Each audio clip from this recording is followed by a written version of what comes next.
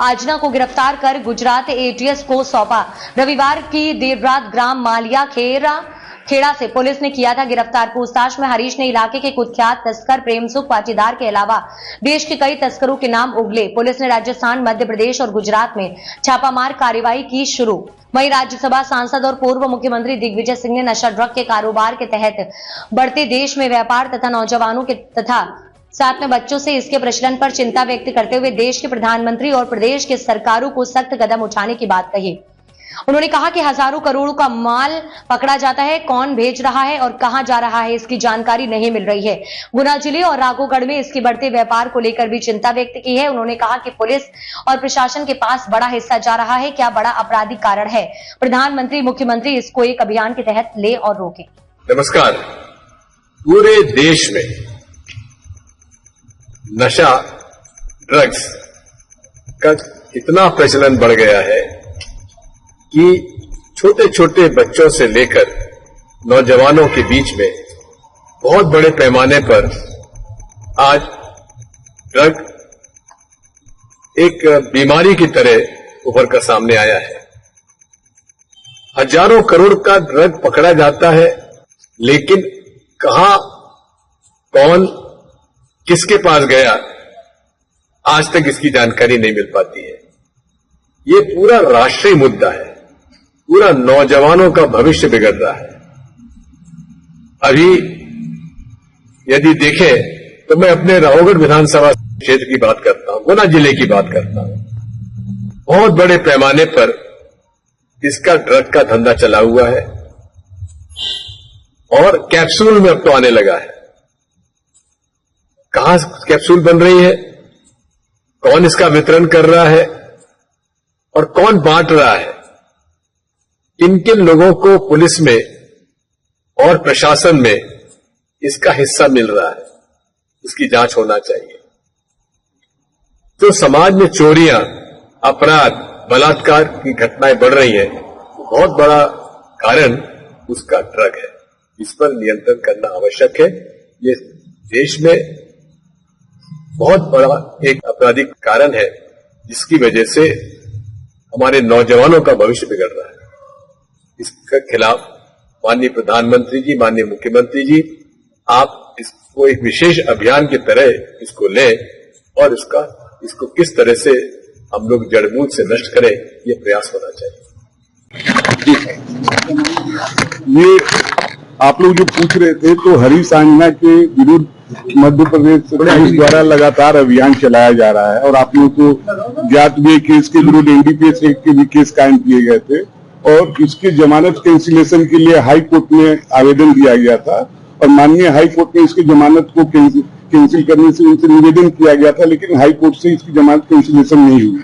तो आपका ये कहना है कि ड्रग जो स्मगलर इसके विरुद्ध लगातार कार्रवाई नहीं हो रही है, लेकिन हम लोग लगातार कार्रवाई। पुलिस ने इसके खिलाफ ड्रग वाले मामले में कितने केस बनाए?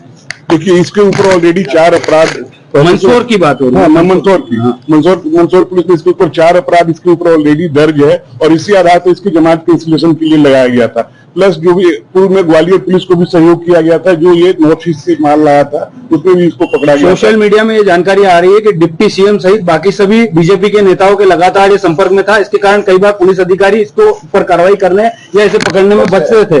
और पूर्व में भी कुछ अधिकारी, जब ग्वालियर पुलिस मंदसौर पहुंची थी, तो कुछ अधिकारियों को केवल घर बताना इतना महंगा पड़ गया था कि उनके खिलाफ कार्रवाई हो गई थी। इस मामले में क्या कहना चाहिए? देखिए, इसलिए मैंने बताया कि इस पर लगातार कार्रवाई की जा रही है और इसकी जमानत कैंसिलेशन के लिए हम न्यायालय तक गए थे।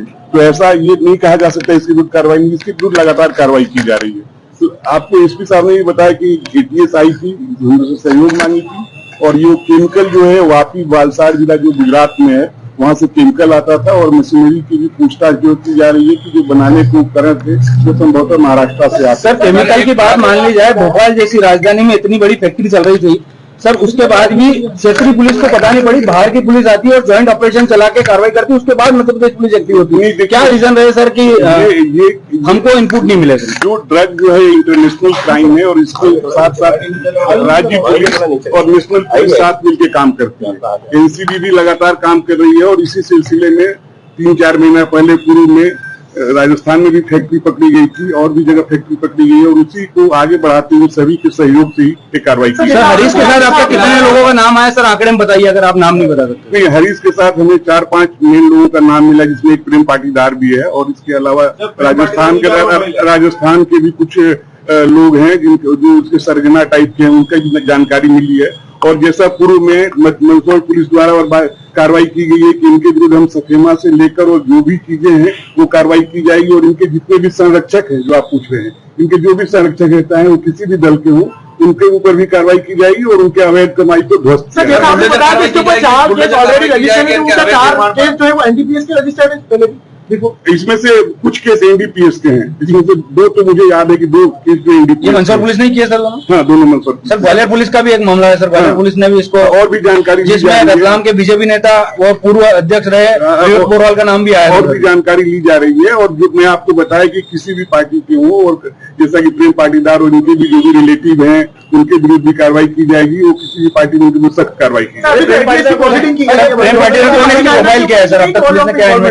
प्रेम पाटीदार के बारे में जानकारी ली जा रही है और इसका जो पॉलिटिकल एप्लीकेशन है कि जैसी जानकारी लेगी आपको बताया जाएगा। सर ये हरीश आंजना के ऊपर एटीएस ने प्रोसीडिंग की है, क्या इसमें हरीश आंजना नहीं अभी और भी लोग भी है इसमें? अभी और पूछताछ चल रही है और हम लोग जैसे सर अवैध संपत्ति जो कमाई इन्होंने तस्करी के जरिए, क्या इसको भी आप नष्ट करवाएंगे? हाँ, बिल्कुल।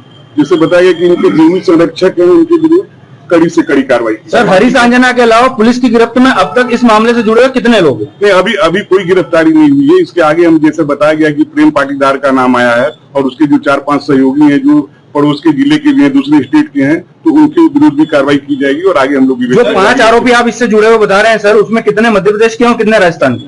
अभी एग्जैक्ट